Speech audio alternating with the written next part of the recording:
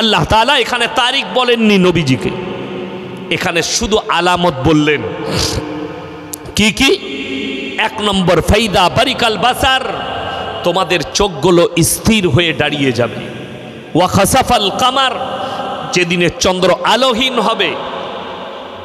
ওয়া জুমিয়া শামসু ওয়াল কামার, যেদিনে চাঁদ আর সূর্যকে আমি মুখোমুখি একটা রাস্তাতে সংঘর্ষ করাবো। অনেকজন মনে মনে করি, আমরা বইয়ে পড়েছি বিজ্ঞান বলছে পৃথিবীটা ঘুরছে, চন্দ্র সূর্য দাঁড়িয়ে আছে।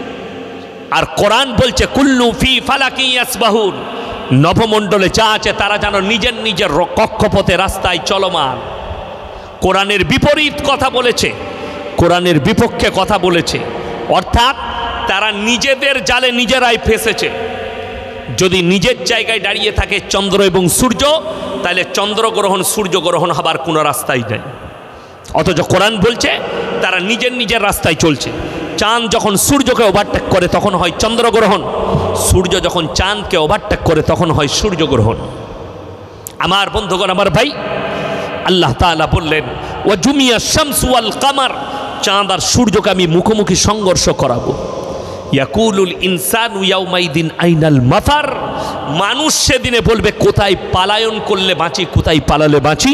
আল্লাহ কোরআনে বললেন কাল্লা লা ওয়াজারা ইলা রাব্বিকা ইয়াউমাইদিনিল মুস্তাকার, সেদিনে নিজের রবের কাছে, আল্লাহর কাছে দণ্ডাই মন ছাড়া বিকল্প মানুষের কোনো রাস্তাই থাকবে না। জোরে বলুন সুবহানাল্লাহ। আল্লাহ কোরআনে নকল করলেন ইন্নাল্লাহা ইনদাহু ইলমুস সাআহ, এটা 1 নম্বর।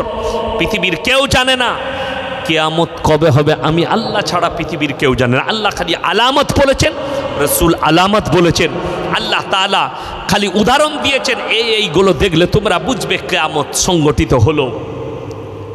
ওয়া ইউনাজ্জিলুল গায়থা ওয়া ইয়ালামু মা ফিল আরহাম ওয়া মা তাদরি নাফসুম মাযা তাকসিবু গাদা, এবং মায়ের গর্ভে বেটা আছে না বিটি, বিকালঙ্গ না কালো, খোড়া আছে না ভালো আছে, আমি আল্লাহ ছাড়া পৃথিবীর কেউ জানে না।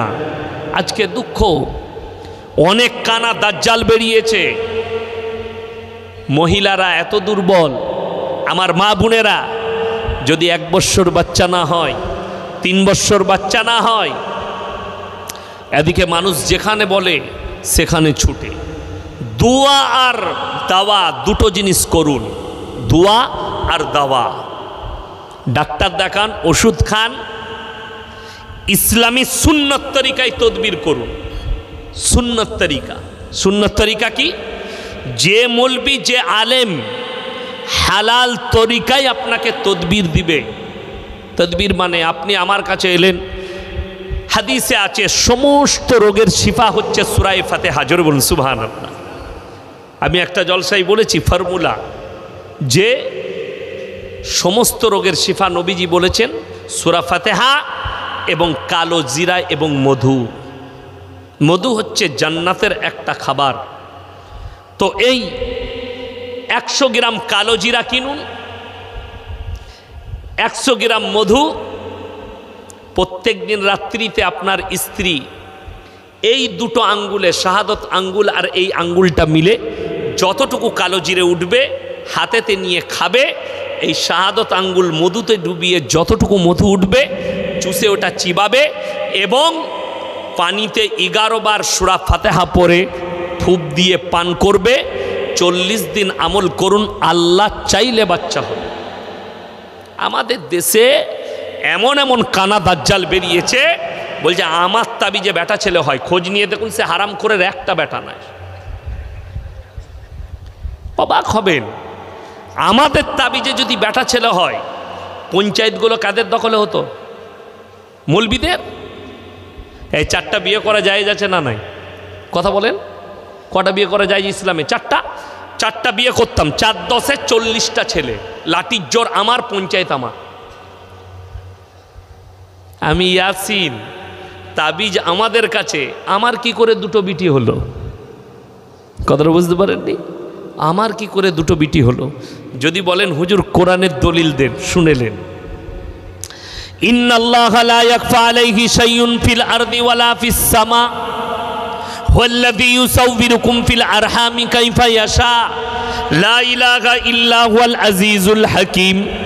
হে আমার নবী বলে দাও, আসমান আর জমিনের মধ্যে যা কিছু আছে কোনো জিনিসটাই আমার আল্লাহর কাছে গোপন নেই।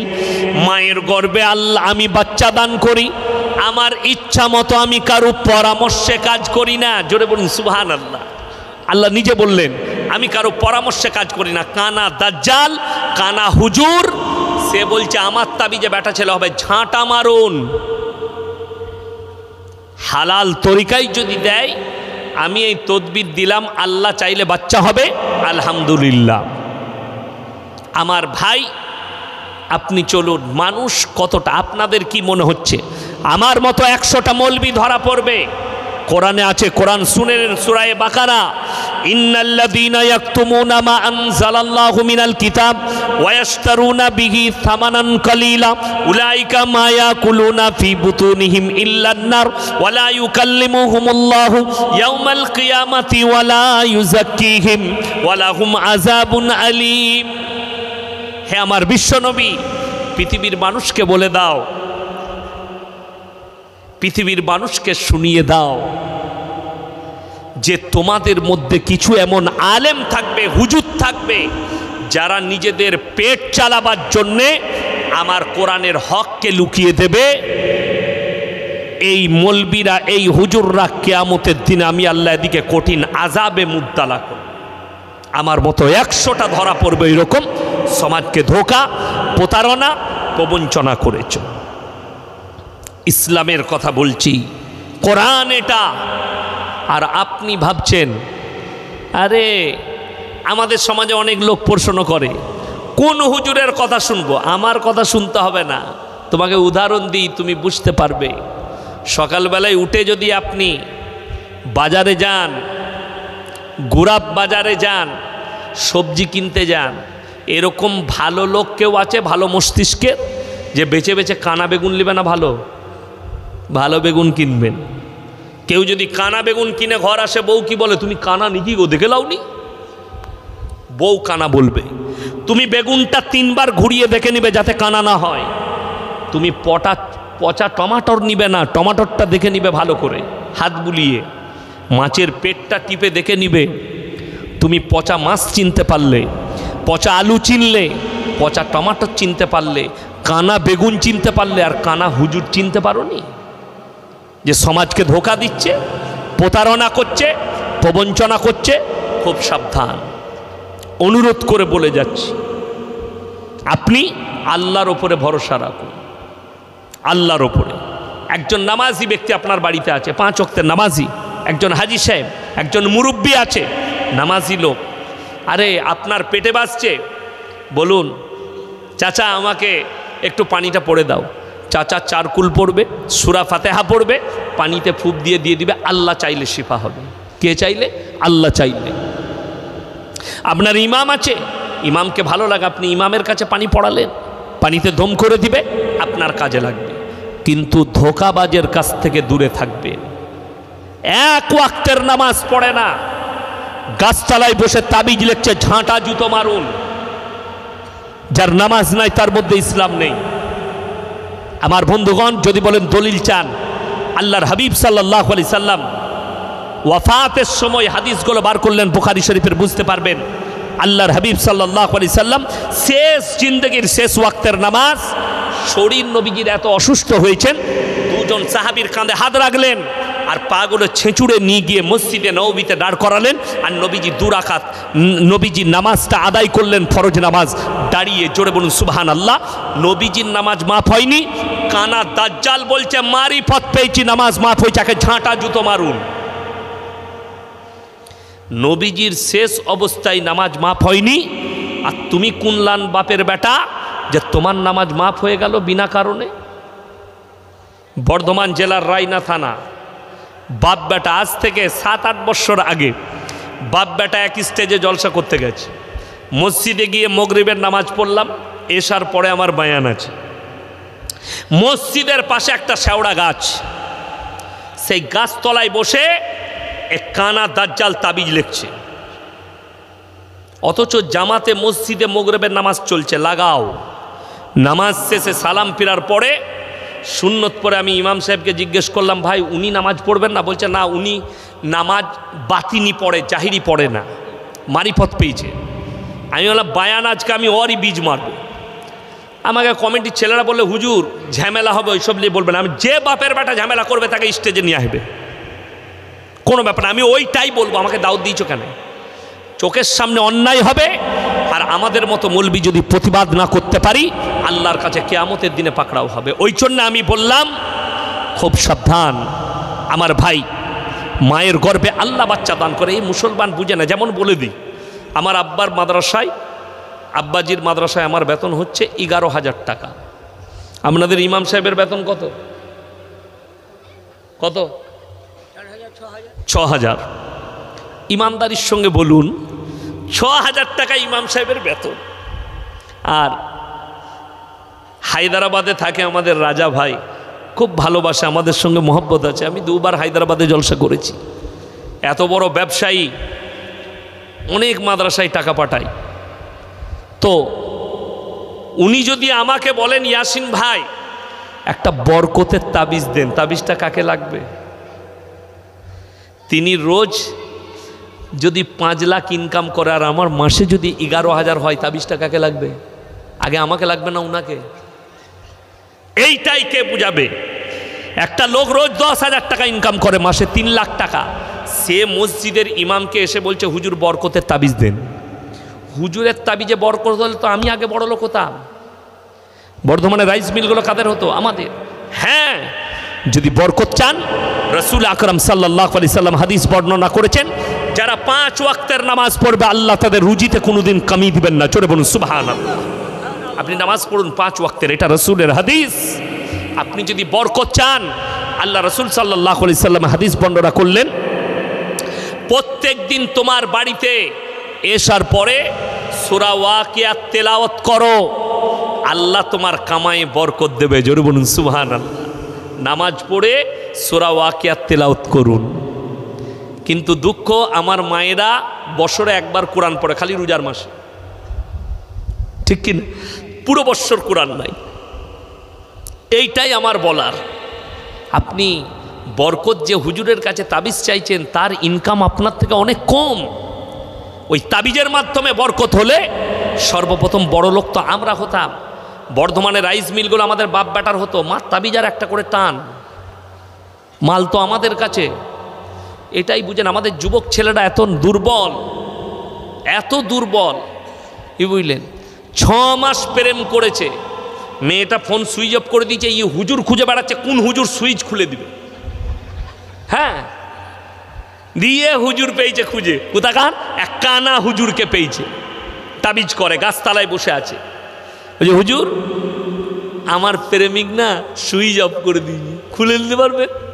হ্যাঁ বাবা, 5,001 টাকা দিলে সুইচ খুলে যাবে। তাহলে আমাদের তাবিজে যদি মোবাইলে সুইচ খুলতো, সর্বপ্রথম টাওয়ারগুলো উড়িয়ে দিতাম, তোরা যা পাপ করছিস। কথাটা বুঝতে পারেননি? হ্যাঁ, শুধু ওইটা নয়, আবার বলছে যদি হুজুর সুইচ খুলে দিতে পারে, হুজুরকে বললে হুজুর আর একটা কথা বলবো, বলো। হুজুর মেয়েটা কোনো রকম আমার কাছে আনা যাবে না তাবিজ করে? বলে হ্যাঁ ওই লাইনও আছে। কেন? বলে 20,001 টাকা লাগবে, তাবিজ করে দেবো, মেয়ে তোর কাছে চলে আসবে। দেখলে 20,000-এ যদি মেয়ে আমার কাছে চলে আসে, তাহলে আর চিন্তা কোথায় আছে? টাকা নাই, ঘরে গিয়ে দেখলে মায়ের 5টা ছাগল আছে, হারাম করে রাতের বেলায় চুরি করে বেচে দিয়েছে, দিয়ে ঠিক হুজুরকে 20,000 দিয়েছে। হুজুর ওয়াদা করেছে যে 21 দিনের মাথায় পালিয়ে আসবে। ইমানদারির সঙ্গে বলুন, আমাদের তাবিজে যদি মেয়ে চলে আসে, তা মেয়েটা হুজুরের কাছে আগে যাবে না তার কাছে? আচ্ছা, সব থেকে দামি কথা বলছি, হৃদয়ে কাঁদবেন, যদি আমাদের তাবিজে মেয়ে আসে, আমরা আর মসজিদে ইমামতি করতাম না, মাদ্রাসায় পড়াতাম না, খালি খোঁজ লাগাতাম বাপের একটা বিটি বড় লোক কে আছে, মা তাবিজ আর টেনে দে, বড় লোকের জামাই কিচ্ছু করবো না, তারই খাবো। কথাটা বুঝতে পারেননি? এটা কে বলবে? হ্যাঁ, আপনার যদি কোনো মহিলাকে পছন্দ হয়, কোনো মেয়েকে পছন্দ হয়, আপনি হালাল তরিকায় প্রস্তাব পাঠাতে পারেন।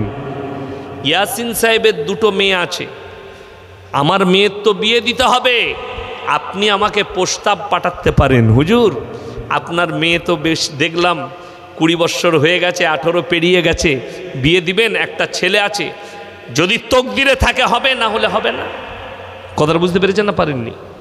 আপনারা জানেন আল্লাহ নবী সাল্লাল্লাহু আলাইহি সাল্লাম তিনার যিনি মেয়ে হযরতে ফাতেমাতুজ জাহরা রাদিয়াল্লাহু তাআলা আনহা, তিনি হযরতে আলীর সাথে নবীজি এমনি বিয়ে দেননি। ওই বিয়ে হবার আগে নবীজি সাল্লাল্লাহু আলাইহি সাল্লামের কাছে বিয়ের প্রস্তাব এসেছিল। কার কাছ থেকে? হযরতে উসমানে গনি রাদিয়াল্লাহু তাআলা আনহু নবীজিকে বললেন, ইয়া রাসূলুল্লাহ, আমি আপনার মেয়েকে বিবাহ করতে চাই। নবীজি বললেন, হে উসমানে গনি, ফাতেমা তোমার থেকে ভালো স্বামী পাবে, তুমি ফাতেমার থেকে ভালো বিবি পাবে। জোরে বলুন সুবহানাল্লাহ। এবং হযরতে আলীকে বললেন, আলী যাও দেলমোহর নিয়ে এসো, তোমার বিয়ে দেওয়া হবে। আজকে জানেন দ্বীনি শিক্ষা না থাকার কারণে, ইসলামের চর্চা না থাকার কারণে আজকে আমাদের দেশে বিয়েগুলো বিভ্রান্তির মধ্যে হচ্ছে। আমি মালদা জেলায় এক জায়গায় জলসা করতে গেছি, সেই ছোটোখাটো মজমা নয়, কমপক্ষে 20 থেকে 25 হাজারের মজমা, আর এইরকম 50টা স্টেজ লাগবে, তবে স্টেজ। আমি বক্তা, আমার 10টা থেকে 12টা টাইম ছিল, তারপরেই আমার ট্রেনে গিয়েছিলাম, ট্রেনে ফিরব। তো আমি যখন স্টেজে গেলাম 10 মিনিট আগে আমাকে বলল সভাপতি সাহেব, হুজুর 7টা বিয়ে পড়ানো হবে। আলহামদুলিল্লাহ পড়িয়ে এলেন, সব মৌলবি এসছে, বিয়ে পড়াবে। ওখানে বিবাহ পড়ানো হচ্ছে। দেলমোহর 80,000 টাকা। কত টাকা? 80,000। লগত কত? লগত 200 টাকা, 89,800 টাকা ধার। আল্লাহ, এত সুন্দর বিয়ে হচ্ছে। সব পড়ানো হয়ে গেল, স্টেজ নিলাম আমি, মাইক নিয়ে খুতবা পড়ি নাই। দেখলাম মৌলবি কটা চলে যাবে, তারা চলে যাবে, তার আগে শুনে যাক। আমি বললাম, বাবা আমি ট্রেনে এসছি, আমার পকেটে 600 টাকা আছে, 1000 টাকা নিয়ে বেরিয়েছিলাম, ট্রেনে 400 টাকার খাওয়া দাওয়া করেছি, পকেটে 600 টাকা আছে, ঘরে একটা বিবি আছে, 600 টাকায় 3টে ধারে বউ নিয়ে যাবো, দিয়ে 4টা হবে। কেন বলেছি জানেন? এই নেমো খারামির কারণে। একটা হাদিস দেখিয়ে দাও, আল্লাহ নবী সাল্লাল্লাহু আলাইহি সাল্লাম হযরতে আলীকে বললেন, যাও দেলমোহর নিয়ে এসো। হযরতে আলীর কাছে টাকা ছিল না, রেওয়ায়েত বলছি, হাদিস বলছি। হযরতে আলী নিজের যুদ্ধের জামাটা, যেটা পরে যুদ্ধ করেন, সেই জামাটা মার্কেটে বেচতে চলে গেলেন। হযরতে উসমানে গনি রাদিয়াল্লাহু তাআলা আনহু বুঝতে পারলেন আলীর কাছে পয়সা নেই, দেলমোহরের টাকা নেই, ওই জন্য যুদ্ধের জামাটা বেচতে এসছে। হযরত উসমানে গনি রাদিয়াল্লাহু তাআলা আনহু বললেন, হে আলী, কি হয়েছে? তুমি কি জামাটা বেচবে? জি। আমাকে বিক্রি করো। কত দাম? এত দেরহাম দাম। কিনে নিলেন পয়সা দিয়ে। কিছু দূর হযরতে আলী গেছেন, আর বললেন, ও ভাই আলী, এইদিকে এসো। ফিরে এলেন, বললেন, তুমি কি জামা বিক্রি করেছো? একদম, আপনাকে দিয়েছি। তুমি টাকা পেয়ে গেছো? হযরতে আলীকে বললেন, আলী, এই যুদ্ধের জামাটা আমি তোমাকে হাদিয়া করলাম। জোরে বলুন সুবহানাল্লাহ। আমি তোমাকে হাদিয়া করলাম। হাদিয়া সম্পর্কে বড় লোক গরিব সবাই শুনেলেন। হাদিয়া দেওয়া, হাদিয়া নেওয়াটা সুন্নত। জোরে বলুন সুবহানাল্লাহ। একটা গরিব মানুষ যদি কোনো বড় লোককে, তার কর্মচারী যদি মালিককে এনে দেয়, যে স্যার আপনার লেগে 2টো ডিম এনেছি, আমার মুরগিটা পেড়েছে, আপনাকে খাওয়াবো বলে এনেছি, সেটা গ্রহণ করা সুন্নত। আর যদি অহংকার করে বলেন, হ্যাঁ আমি ডিম খেয়ে লেগেছে, এসব আনি না, এই লোক হচ্ছে একদম সুন্নতের খেলাফ কাজ করলো, গুনাহ হবে। যে কোনো লোকের হাদিয়া গ্রহণ করতে হবে, গরিব বড় লোক উভয়। হযরতে আলী গ্রহণ করলেন আর বললেন, হে উসমানে গনি, তুমি কিনে নিয়ে আবার জামাটা ফেরত দিলে। হযরতে উসমানে গনি চোখের কোনায় পানি, আর বললে, আল্লাহর কসম, আমি ভাগ্যবান যে আমার টাকাটা আজকে রাসূল আকরাম সাল্লাল্লাহু আলাইহি সাল্লামের মেয়ের বিয়েতে দেলমোহর হিসাবে কাজে লাগবে। জোরে বলুন সুবহানাল্লাহ। এত খুশি। আজকে আপনার আমার অবস্থাটা বলি, একজন ভদ্রলোক নিজের ছেলের বিয়ে ঠিক করতে গেছে, এখান থেকে গেছে গুড়াপে কোনো গ্রামে মেয়ে দেখতে, দেখাশোনা হলো, মেয়ের বাড়ির লোক এলো, তারা এসে ফোন করে বলে দিল, দাদা আমার ঠিক পছন্দ নয়, ওই জায়গায় বিয়ে হবে না, আপনারা অন্য জায়গায় দেখুন। কথা ক্লিয়ার হলো। এখন এই চায়ের দোকানে চা খাচ্ছে, লোকে বললে তোর বেটার যে বিয়ে ওখানে ঠিক করছিলি কি হলো? হারামি লোক, ও ভালো নয়, মেয়েটা খারাপ। এরকম লোক আছে না নাই? এই লোক হচ্ছে মুনাফেক এবং নেমো খারাম, গুনাহগার। আপনি বদনাম করতে পাবেন না। ভাই তকদিরে ছিল না, হয়নি, আবার কোথাও দেখাশোনা হবে, আল্লাহ যেখানে রেখেছে সেখানে হবে। এইটা হচ্ছে মুমিনদের ভাষা, ইমানদারের ভাষা। আমার মুসলমান যুবক যুবতী শোনো, বেঈমান কাফেররা দারুণভাবে আপনাকে ঘেরছে। তার কয়েকটা দলিল দিয়ে যাব। এই বর্বরতার যুগের পাপ মুসলমানের কাছে কিভাবে মডেলিং হয়ে ফিরবে। আজকে বর্তমানে সমকামী লিগেল ভারতের মাটিতে। সমকামী পাপটা, সমকামী মানে অনেক সাধারণ লোক বুঝবেন না, ছেলেই ছেলেই বিয়ে, মেয়েতে মেয়েতে বিয়ে। জোরে বলুন নাউজুবিল্লাহ। আমি গত 3 দিন আগে দেখলাম মোবাইলে, বিহারের দুটোই অমুসলিম পরিবারের মেয়ে, তারা কোনো এক মন্দিরে গিয়ে বিয়ে করেছে। তাদের দুটো পরিবারেরই মা বাপ কান্নাকাটি করছে। কেন? তারা বলছে আমরা সমকামী। তাকে জিজ্ঞেস করছে মিডিয়াওয়ালা, ये कौन है? बोले ये मेरा पत्नी है। और ये कौन है? ये मेरा पति है। দুটোই মহিলা, কিন্তু তারা নাম রেখেছে পতি আর পত্নী। এই পাপটা রাসূল সাল্লাল্লাহু আলাইহি সাল্লামের যুগের পাপ নয়, হযরতে ঈসা নবীর যুগের পাপ নয়, হযরতে মুসা নবীর যুগের পাপ নয়, হযরতে ইউসুফ নবীর যুগের পাপ নয়। এই পাপ হচ্ছে হযরতে লূত নবীর কওমের পাপ। আজকে মডেলিং হয়ে ফিরেছে, এরা আজকে মডেলিং বলতে চাইছে। এই পাপের কারণে আল্লাহ তাআলা গোটা নসলকে ধ্বংস করে দিয়েছিলেন, লূত নবীর কওমকে। যারা শিক্ষিত লোক আছেন, doctor, master, professor, MSc, BSc, BCom, যারা ভূগোল নিয়ে পড়াশোনা করো, তারা একবার পৃথিবীর ম্যাপটা খুলে দেখো। একটা সাগরের নাম রেখেছে বৈজ্ঞানিকরা মরা সাগর, যেখানে একটা পোকা মাকড়ও জন্মায় না, কীট পতঙ্গ জন্মায় না। আল্লাহ রাব্বুল আলামিন হযরতে লূত নবীর কওমকে ওই জায়গায় রুটির মতো পাল্টিয়েছেন এবং কোরআনের লাকির টেনে দিয়েছেন। নবীরা মাসুম না মাসুম নয়? নবীরা জান্নাতি না জান্নাতি নয়? সমস্ত নবী মাসুম, সমস্ত নবী জান্নাতি। নবীদের দোয়া আল্লাহ কবুল করেন না করেন না? করেন। আপনাকে আমি দুটো দলিল, একটা দিয়েছি, আল্লাহ নিজের চাচার জন্যে নবীজিকে দোয়া করতে নিষেধ করেছেন, মুশরিক হওয়ার কারণে, আল্লাহকে না মানার কারণে। নাম্বার 2, দুজন নবীর বিবি জাহান্নামে যাবে, তারা কিয়ামতের দিনে আটকাতে পারবে না।